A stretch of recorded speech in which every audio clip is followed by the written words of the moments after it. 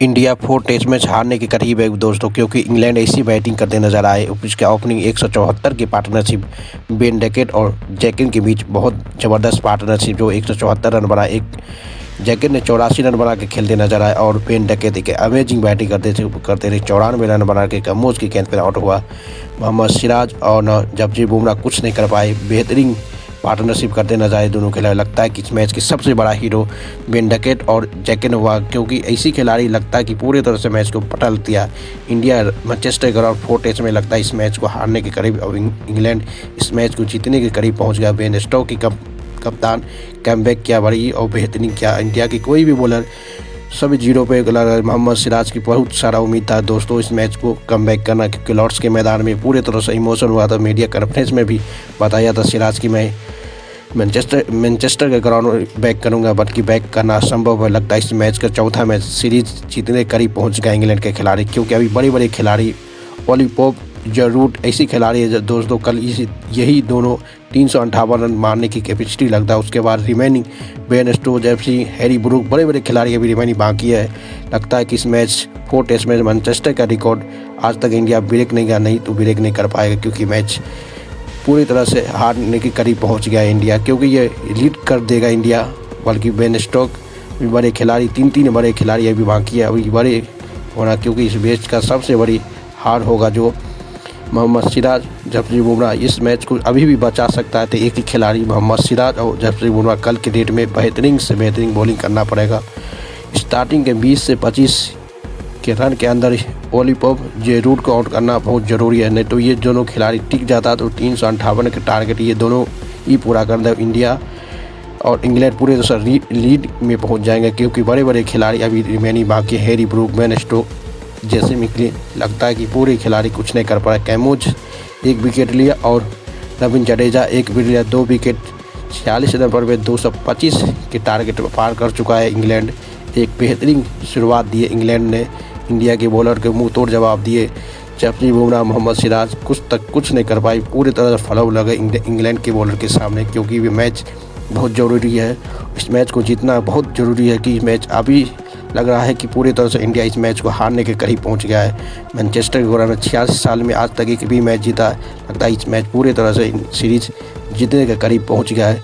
अभी भी बैक करना है कि बॉलर किसी भी फॉर्मेट में अच्छी से अच्छी बॉलिंग करना पड़े। कमोज और रविंद्र जडेजा 1 विकेट लिया और सुदेव ठाकुर भी पूरी तरह से फॉलो रहे। मेरा मेन बॉलर मोहम्मद सिराज और जसप्रीत बुमराह कुछ नहीं कर पाए, 0-0/0 ऐसी शुरुआत से दोनों बॉलर को इतनी डोमिनेट करते नजर आए।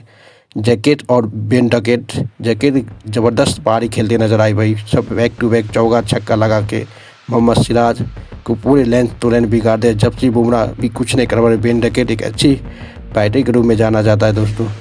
अब क्या होने वाला इंडिया का हार, बहुत सारा बदलाव क्या 4 टेस्ट मैच में, तभी कुछ भी रिजल्ट आने का कामयाबी नहीं, रिजल्ट 0/0 आने वाला है दोस्तों, क्योंकि इस मैच ऐसी पोजीशन पर पहुंचा है कि इंग्लैंड 1 साइड जीतने के करीब पहुंच गया है। कि इंडिया के बॉलर कुछ नहीं कर पाए। मोहम्मद सिराज जो बहुत बार मीडिया करे उसने बोला कि पूरी तरह से कमबैक करेंगे मैनचेस्टर के ग्राउंड में, वो कुछ नहीं कर पाए।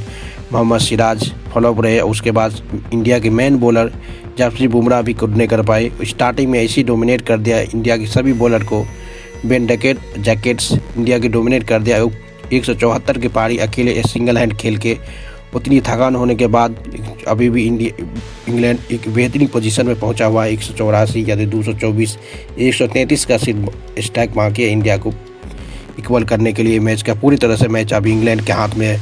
बेन स्टोक्स एक गजब बैटिंग और गजब कप्तानी निभाते नजर आए सुमर गिल के सामने। सुमर गिल पूरे तरह से मैच में फ्लॉप रहा।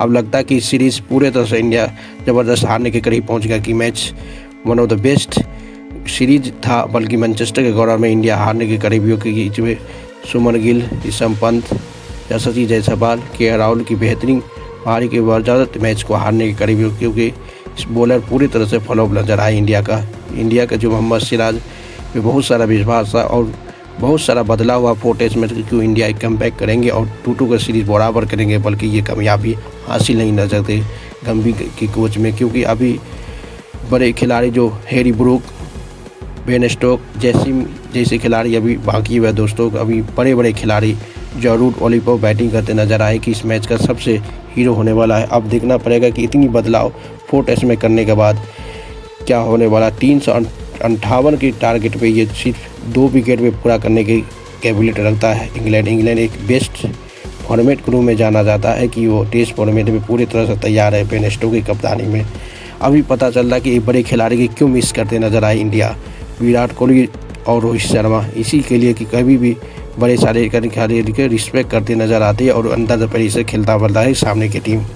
इसीलिए आज पता चल रहा है कि जो रूट एक एक्सपीरियंस खिलाड़ी है, लगता है पूरी तरह से पूरी इस मैच में भी सेंचुरी लगने के करीब पहुंचने वाला है दोस्तों। और मोहम्मद सिराज जब बुमराह क्या करेंगे वो तो कल पता चलेगा। अभी पूरी तरह से इंडिया चौथा मैच हारने के करीब पहुंच गया, इसका रोकना कोई संभव नहीं है क्योंकि इंडिया को बीट करके और लीड करते नजर आएंगे इंग्लैंड के खिलाड़ी। ये 358 को पार करके और लगभग 122 या 200 भी रीड देने के चांस लगते हैं क्योंकि बड़े बड़े खिलाड़ी अभी, और क्योंकि ओपनिंग में ही इंडिया के बॉलर के पूरे तरह से डोमिनेट करते नजर आए। इंग्लैंड के बैट्समैन ने बेन डकेट, जैकरी ज़बरदस्त ओपनिंग पारी इंग्लैंड को देते नजर आए।